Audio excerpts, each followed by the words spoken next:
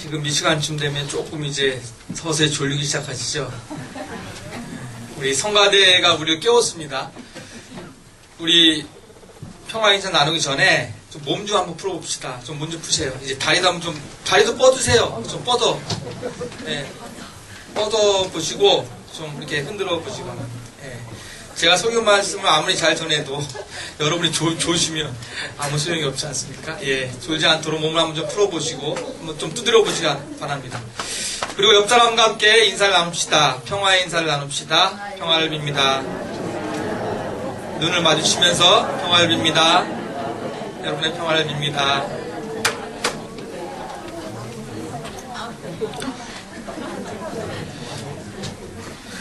오늘 설교 말씀의 이야기는 여러분이 너무 잘 아는 소위 탕자 이야기입니다. 이 설교라는 사람으로서, 설교자로서 참 이렇게 익숙한 설교 본문을 가지고 설교하기 참 힘듭니다. 여러분 이 탕자 이야기를 몇 번이나 들어보셨겠어요? 아마 수십 번은 들으셨을 거예요. 그죠? 예. 그리고 이렇게 너무 잘 우리에게 익숙한 말씀을 가지고 설교하기는 참 힘듭니다. 그런데 다행히도 하나님은 그때 말씀을 새롭게 깨닫게 하셔요. 그죠? 또 그 상황에 맞게 또 새롭게 들리게 하십니다. 그래서 같은 이야기임에도 불구하고 참 새롭게 다가올 때가 참 많습니다. 또 다행인 것은, 설교자라고 다행인 것은 여러분의 기억력이 좋지 않다는 것입니다. 제가 아마 오늘 설교하고 아마 1년 뒤에 설교 똑같이 해도요, 들어보긴 들어본 것 같은데. 오늘 같은 말씀일수록, 익숙한 말씀일수록 사실은 더 자세히 들여다보고, 그래서 그곳에서 하나님의 뜻이 무엇인가를 더 깊이 깨닫기를 간절히 바랍니다. 오늘 이야기 말씀의 배경은 이렇습니다. 예수님께서 세리들과 죄인들과 함께 아주 잘 지냈습니다. 밥상 공동체를 이루고 죄인들과 세리들을 함께 잘 친하게 지냈습니다. 그런데 바리새인과 율법학자들이 그 모습을 도저히 용납할 수가 없었습니다. 그래서 그 마음을 알고 예수님께서 하나님이 어떤 분이신가를 설명하는 과정에서 이 이야기가 나왔습니다. 이 이야기 전에 우리가 잘 아는 이른 양 99마리 양을 놓고 한 마리 양을 찾아가는 이 목자 이야기가 나옵니다. 그래서 그 한 마리를 찾기 위해서 온 들판을 헤매는 그 간절한 그 목자의 심정을 통해서 하나님 마음을 전합니다. 두 번째 이야기가 뭐냐면 한 여인이 은전 한 입을 찾기 위해서 온 집안을 다 뒤지다가 결국 그 은전 한 입을 찾고 나서 너무 기뻐서 사람들 다 친구를 초대해서 기쁨을 나눴다는 이야기가 바로 오늘 탕자 비유 이야기 전에 나와 있습니다. 그러니까 같은 맥락에서 지금 이 오늘 읽은 이 탕자 이야기가 있는 것입니다. 이 이야기를 통해서 예수님께서는 지금 죄인들이 누구고 바리새인들이 누군가를 보다 분명하게 말씀하고 있습니다. 그래서 이 이야기 청중은 지금 죄인들과 세리인들이 한편에 있고 한편에는 바리새인들과 율법학자들이 있습니다. 흔히 이 이야기를 재산을 탕진해버린 둘째 아들의 초점을 맞춰서 우리가 많이 이야기를 하고 또 듣기도 하고 있습니다. 그리고 큰아들 이야기는 뒤에 따라오는 부수적 이야기처럼 우리가 전해 듣고는 합니다. 그러나 제가 설교 제목을 두 탕자 이야기로 정했듯이 사실은 첫째 탕자와 둘째 탕자, 그러니까 첫째 알도 탕자고 둘째 알도 탕자입니다. 그래서 이 이야기는 둘째 아들, 그러니까 집 나간 탕자만이 아니라 집 안에 있던 탕자 이야기도 동시에 강조해야 됩니다.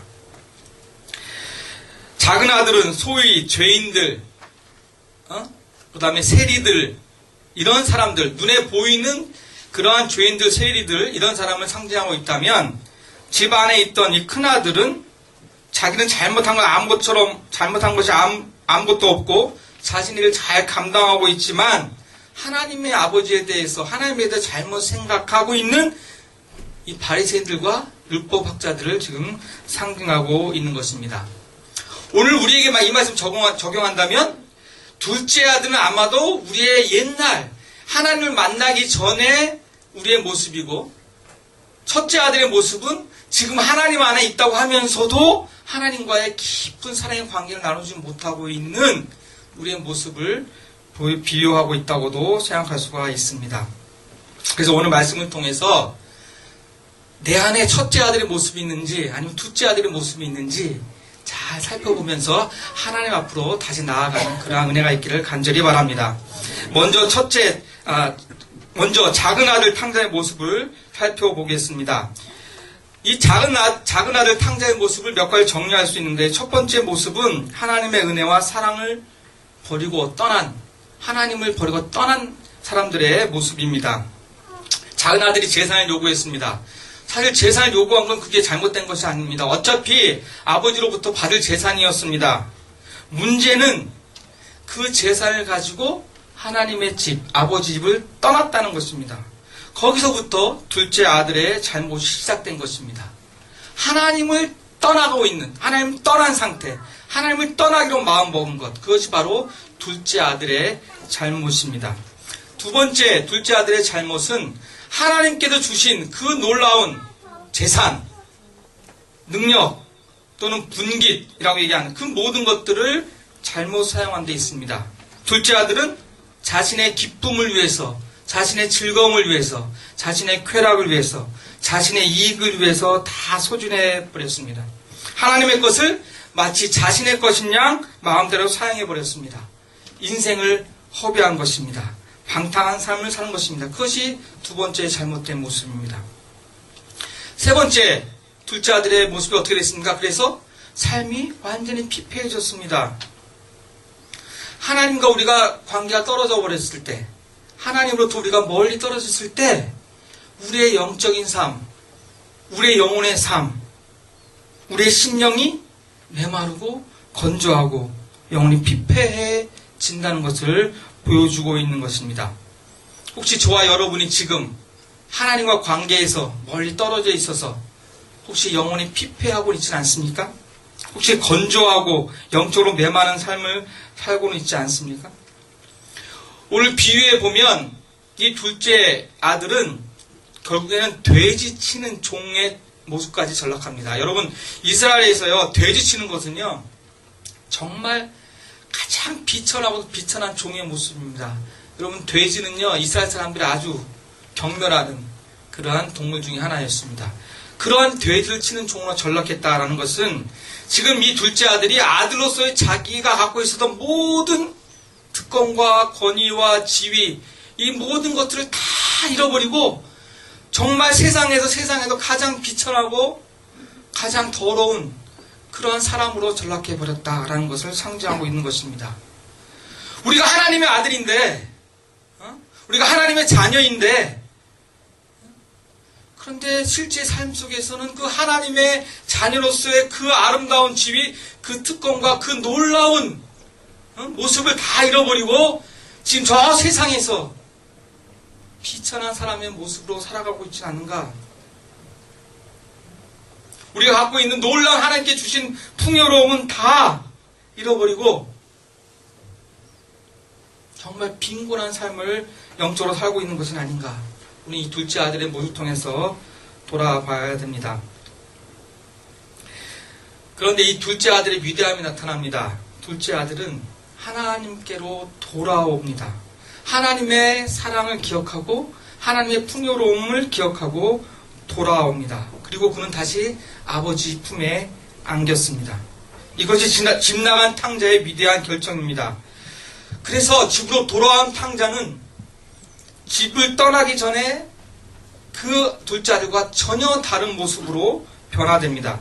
집에만 있었으면 몰랐을 자신의 모습을, 자신의 본래의 모습을 집을 나간 이후에 알게 되었고, 집을 안 나갔으면 몰랐을 아버지의 모습을 드디어 더 절실하게 깨닫게 되는 은혜를 갖게 된 것입니다.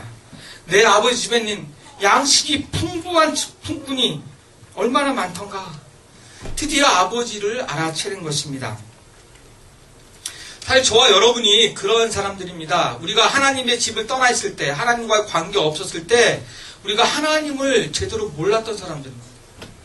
그리고 우리 자신이 누군지를 몰랐던 사람들입니다.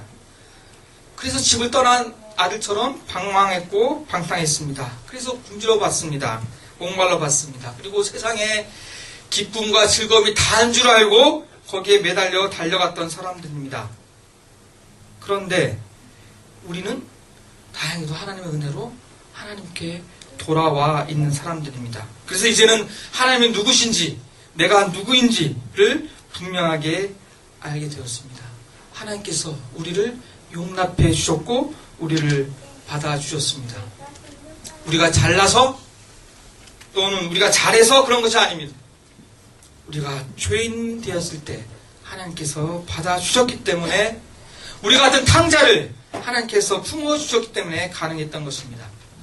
여러분, 이야기를 들었던 죄인들과 세리들의 마음을 한번 상상해 보십시오.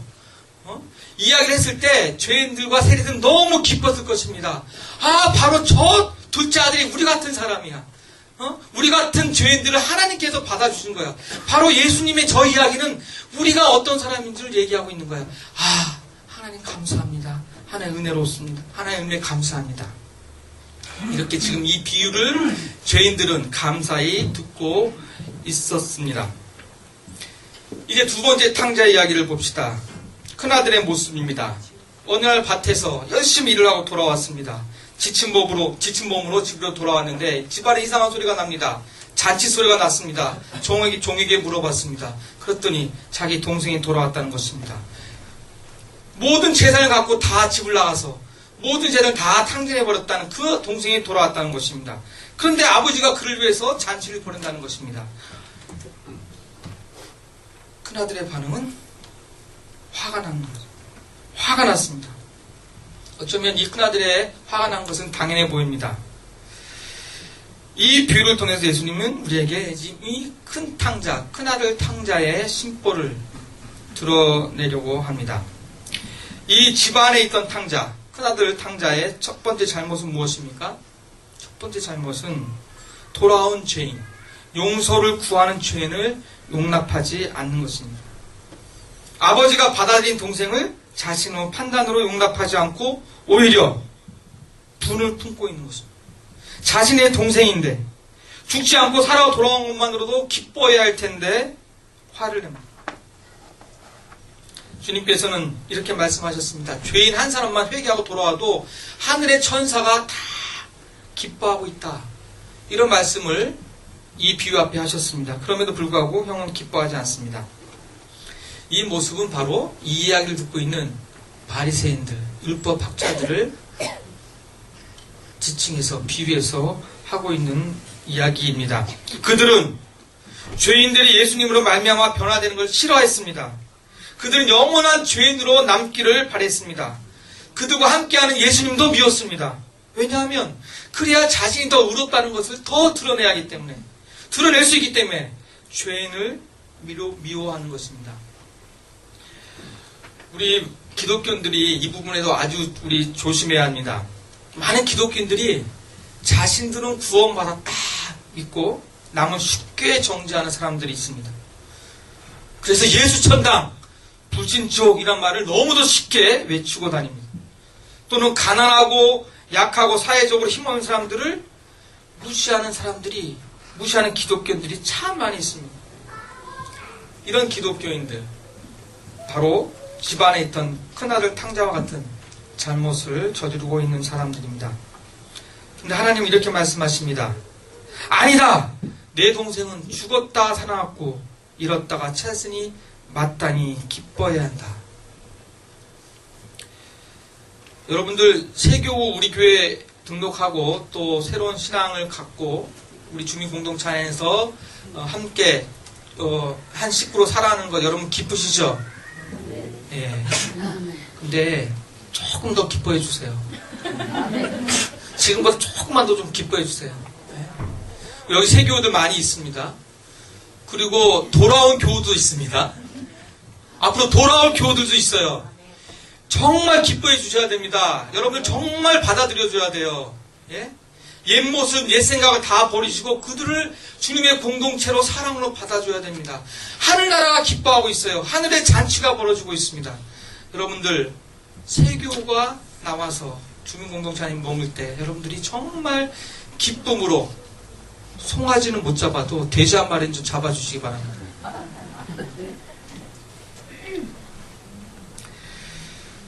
두 번째 이 큰아들 탕자의 잘못은 하나님 나라의 잔치의 초대를 거부한 것입니다. 큰아들이 잔치에 들어오지 않는다는 말을 아버지가 들었습니다. 그래서 아버지가 집 밖으로 나갔습니다. 아들아, 들어가자. 잔치에 초대했습니다. 그럼에도 불구하고 이 큰아들은 거부합니다. 하나님 나라의 축제, 죄인들의 축제, 비천하고 약한 자와 소외된 자들이 하나님 나라의 기쁨을 맛보는 그 축제를 거부한 것입니다. 교회 안에도, 우리 기독교 안에도 이런 하나님의 나라의 잔치를 거부하는 사람들이 많습니다. 원래 하나님 나라는 남녀노소, 부자와 가난한 자, 사회적 지위가 높고 낮은 자, 이 모든 사람들이 한 사랑 안에서, 한 평화 안에서 한솥밥을 먹으면서 한 공동체로 삶을 살아가는 것이 바로 하나님 나라의 모습입니다. 그런데 이것을 거부합니다. 그래서 이제는 어떻게 됐습니까? 부자만 다니는 부자교회가 따로 있고, 가난한 교회에 다니는 교회가 따로 있습니다. 사회적으로 정치인들이 많이 다니는 교회가 따로 있고, 사회적 지위 높은 교회들이 다니는 교회가 따로 있습니다. 함께 섞이는 것을 거부합니다. 하나님 나라의 잔치를 거부하고 있는 모습입니다. 하나의 예수 공동체로 평등이 없고 평화가 없고 사랑이 없는 모습입니다. 세 번째, 이 큰아들의 잘못은 아버지의 풍요로움을 자신의 풍요로움으로 누리지 못했다는 것입니다. 큰아들이 따지듯 말합니다. 아버지는 언제 염소새끼 한 마리 줘서 우리 친구들과 함께 잔치 한번 벌이게 했습니까? 그런데 어떻게 저 창기와 노란한 저놈을 받아들여서 송아지를 다 잡아서 잔치를 벌입니까? 지금 큰아들은 하나님 아버지께 항변하고 있는 것입니다. 나는 고생했고 아버지 집안을 위해서 노력했고 그래서 못 먹고 못 입고 궁색하게 살면서도 갖은 노력을 다 했는데 어찌 저에게는 한 푼도 주지 않고 저 방탕 아들에게 모든 것을 나눠줬습니까? 이렇게 항변하고 있는 것입니다. 그런데 아버지의 답을 보면 이 아들의 생각이 정말 잘못됐다는 것을 알게 됩니다. 얘야, 무슨 말 하는 거냐? 너는 항상 나와 함께 있으니 내 것이 다 너 것이 아니었냐? 이 말씀은 네가 다 누리려고 했으면 이미 다 누릴 수 있는 것이었어. 얼마든지 다 누릴 수 있는 것이었어. 어차피 다 너의 것이었으니까. 그리고 이 비유의 앞에 부분에 보면요, 작은 아들한테 분깃을 나눠줄 때 큰아들한테도 각각 나눠줬다고 되어 있습니다. 이미 다 나눠줬다고 비유에 나오고 있습니다. 다 자기 것이 있었습니다. 큰아들도 자기 것이 다 있었습니다. 그런데 그것을 마음껏 누리지 못했다는 것입니다. 둘째 아들이 자신의 재산을 가지고 낭비하고 탕비한 것이 잘못이었다면, 첫째 아들의 잘못은 자기의 것으로 누리지 못하는 지금 잘못을 범하고 있는 것입니다. 우리는 어떻습니까? 우리는 하나님으로부터 보는, 하나님을 믿어서 아버지로부터 받은 그 많은 것들을 잘 누리고 있습니까? 하나님께서 우리에게 주신 평화, 하나님께 주신 기쁨, 하나님께 주신 구원의 행복, 이걸 제대로 누리고 살고 있습니까? 우리 김영수 권사님만 누리고 살고 있습니다. 만약 우리가 세상 사람처럼 막 돈이 많고 일이 잘 풀리고 막 사회적 지위가 높아져야 그때야 비로소 행복하고 기쁘고 즐겁고, 아니 그렇다면 우리가 뭐가 다르겠습니까? 그 사람들과. 그런 것이 없어도 이미 하나님께서 우리에게 주신 것, 우리 안에 주신 생명, 우리에게 주신 기쁨, 우리에게 주신 영원한 행복, 구원, 그 모든 것을 우리가 누리면서 살아야 우리가 제대로 아들됨의 삶을 살고 있는 것입니다. 하나님께서 우리에게 주신 선물을 마음껏 누리면서 살아가는 사람이 바로 우리 그리스도인입니다. 만약 우리가 이 큰 탕자처럼 하나님께서 주신 것, 하나님께서 우리에게 목숨 바쳐서 우리에게 나눠주신 것, 그것을 제대로 누리지 못한다면 우리 또한 이 큰아들처럼 똑같은 잘못을 범하고 있는 것입니다. 그렇다면 이 비유에 나오는 아버지처럼 하나님이 우리를 얼마나 안타까워 하시겠습니까? 얘야, 이미 내게 다 주지 않았느냐. 그것을 주기 위해서 예수, 내 아들까지도 다 목숨을 바치지 않았느냐. 하나님께서 말씀하십니다. 이미 다 내어준 것을 왜 제대로 누리지 못하고 다니냐. 사랑하는 교회 여러분, 하나님은 우리가 생명력 넘치는 풍요로운 삶을 살기를 원하십니다. 믿으십니까? 하늘로부터 오는 기쁨과 행복과 만족, 평화와 사랑을, 그 사랑의 잔치를 경험하기를 원하십니다. 저와 여러분이 어디에 있든지 바로 이런 풍요한 삶을 놓지 마시기 바랍니다. 이제 이 두 탕자의 공통점이 분명해졌습니다. 두 사람 다 하나님으로부터 멀어졌습니다. 하나님으로 멀어졌던 사람입니다. 그리고 두 사람 다 하나님께 주신 그 풍요로운 재산과 능력과 재능들을 다 낭비하거나 못 누리는 그러한 잘못을 범했습니다. 그런데 이 두 아들의 결정적인 차이가 있습니다. 무엇이죠? 작은 아들은 돌아왔다는 것입니다. 그런데 큰 아들은 아버지의 마음을 알아차리고 아버지께 돌아갔을까요?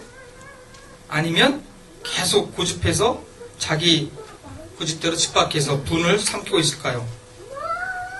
오늘 이야기 마무리가 정말 범상치가 않습니다. 이 비유에서 예수님은 결론을 내지 않았습니다.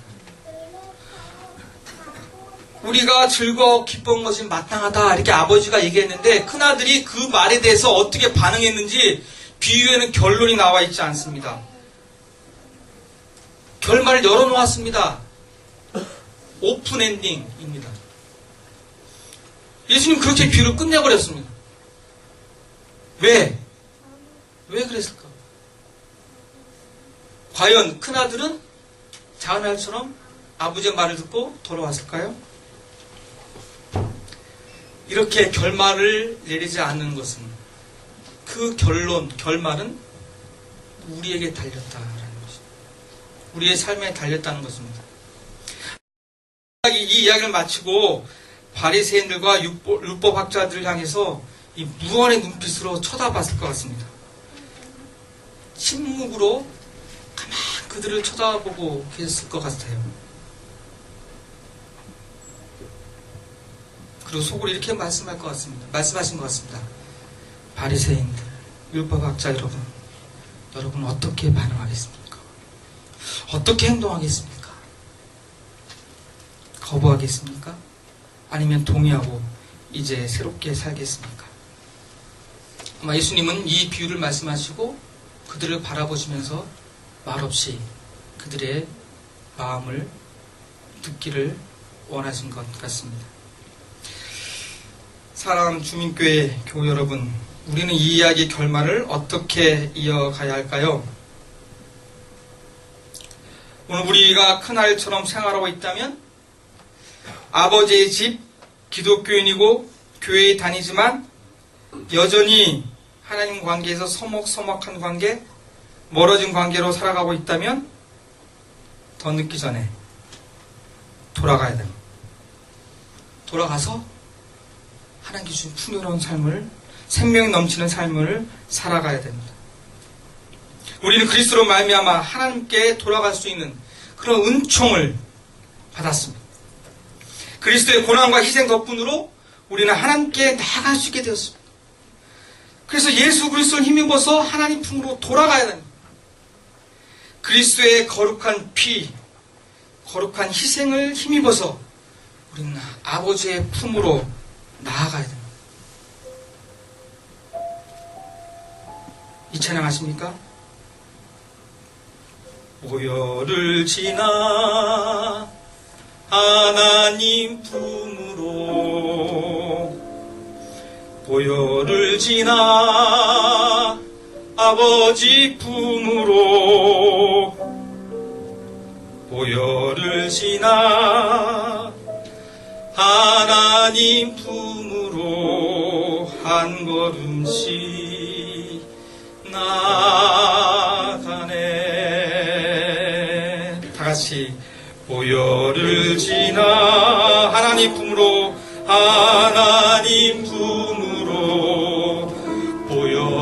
를 지나 아버지 품으로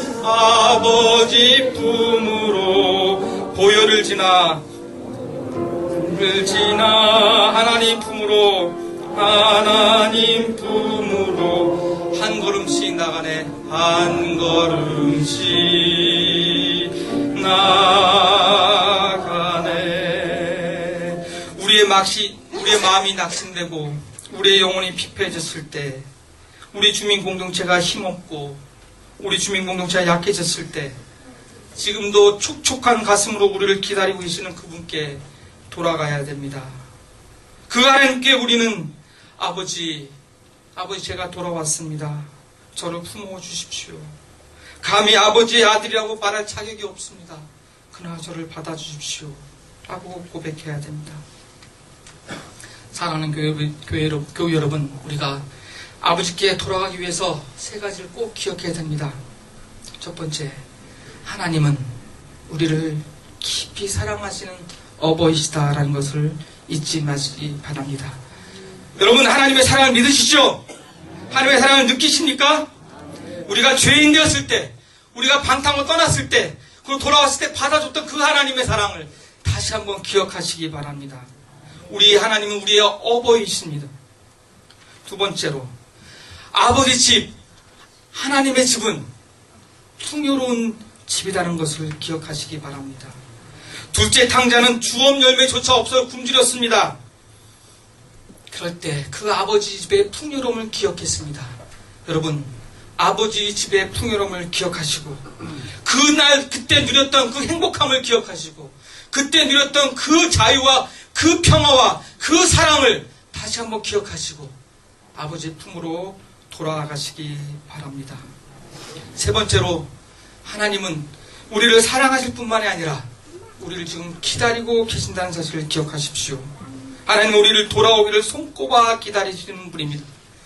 집 나간 둘째 아들을 이제나 저제나 올까 문 밖에서 기다리셨던 그 하나님은 지금도 우리를 저 멀리서부터 기다리고 계십니다. 더 늦기 전에 하나님 앞에 돌아갑시다. 네 번째로, 하나님은 그저 사랑하고 기다릴 뿐만 아니라 우리가 돌아만 간다면 우리를 기뻐하시는 하나님이십니다. 예수님은 이 비유를 가지고 바리새인들과 율법학자들이 죄인들을 기뻐하지 않는다는 걸 알고 있었습니다. 그리고 이 비유를 통해서, 그러나 하나님은 그 죄인들을 얼마나 기뻐하는지를 지금 묘사하고 있던 것입니다. 바로 하나님도 우리를 기뻐하십니다. 나 한 사람을 하나님이 기뻐하십니다. 믿으세요? 네? 나를 쳐다보면서 내가 너를 정말 기뻐한다는 말씀하고 있습니다. 스바냐 3장 17절에 이렇게 말씀하고 계십니다. 너의 하나님 여호와가 너의 가운데 계시니 그는 구원을 베푸실 전능자시라. 그가 너로 하여금 기쁨을 이기지 못하시며 너를 잠잠히 사랑하시며 너로 말미암아 즐거이 부르며 기뻐하시리라. 주님의 말씀입니다. 사랑하는 교회 여러분, 우리의 옛 모습이 아니라 돌아온 그 모습을 귀하게 여기시는 하나님 향해서 그 아버지 집의 풍요로움을 기억하고 돌아갑시다. 끊임없이 작은 자, 소외된 자를 품어주신 하나님, 우리처럼 약한 자, 가난한 자, 삶의 짐에 힘겨워 헤매는 자, 그런 사람들을 받아주신 하나님, 그런 우리를 소중하게 기뻐하시는 하나님을 향해 함께 걸어갑시다. 저와 여러분이 이 두 탕자를 모두 용납하시는 그 하나님을 향해 늘 돌아가는 삶을 살아가시기를 간절히 기원합니다. 기도하겠습니다.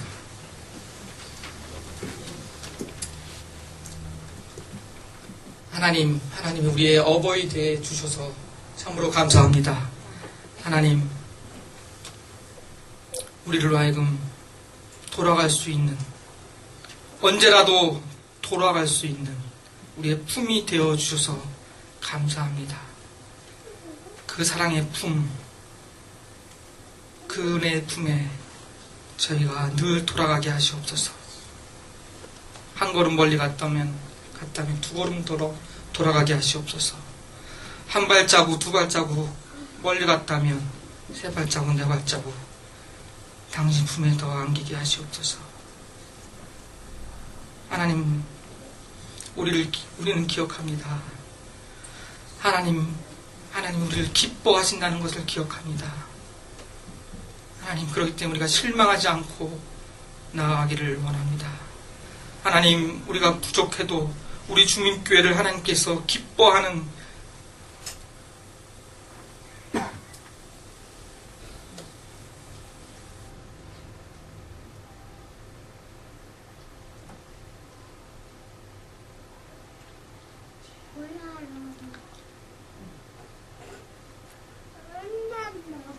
공동체임을 믿습니다.